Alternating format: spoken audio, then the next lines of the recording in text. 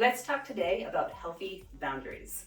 What's up, Rebels? Coach Staci here. And yes, today we are going to be talking about boundaries, what they are, and how to set them. Later videos in this series will offer specific scripts and strategies to help further. Now, before we jump in here, just a quick note that while we talk about a couple of different concepts here, this is not professional mental health advice. These are just simply some strategies that have helped our coaching clients navigate through some common situations. If you or someone that you know is facing overwhelming challenges, please reach out to a professional. We've included some links and some resources in the description below. So boundaries are simply limits that we put in place that let people know how we want and do not want to be treated, as well as really let people know what behaviors will and will not be tolerated. And they're really important for our own health and mental well-being. While there are many different types of physical and emotional boundaries, in this series we are going to be specifically talking about emotional ones. Now, some boundaries are going to feel really good to set, and others are going to be more complicated and not feel as great.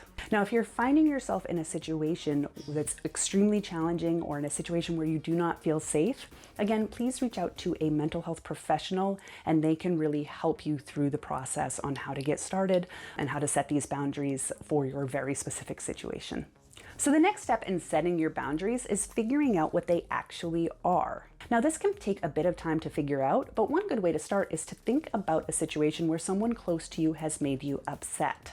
And while you would like to continue with the relationship, you'd really prefer that that situation doesn't happen again. Maybe it's a family member commenting on your body or, commenting on how much you're eating or not eating. Or maybe it's a snide remark about how you might as well eat that last piece of pie anyway because you're never gonna lose the weight. Maybe it's friends who always criticize you when you try to focus on your health or fitness or make positive changes. So think of these different situations and heck, even write them down. That can be really helpful. Now, in addition to no boundaries, sometimes we just set poor boundaries. Poorly set boundaries might be less severe too, and often disguise themselves as issues with self-care. In particular, always putting other people's needs before yours can often result in burnout and depression. Now, while it's commendable to always want to help, you need to be able to set boundaries and recharge your batteries too.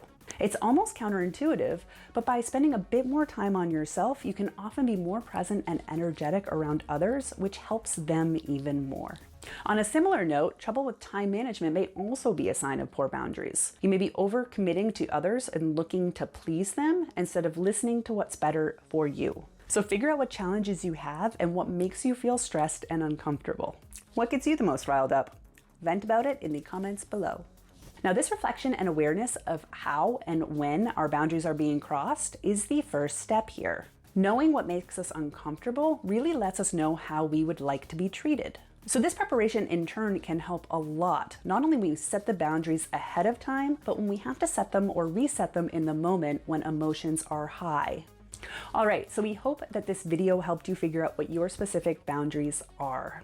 Give it a like and share it with others if it did. In the next videos, we'll be talking about setting those boundaries with others, holding your boundaries in tough situations, and then proper self-care when maintaining boundaries as well. Thanks for watching.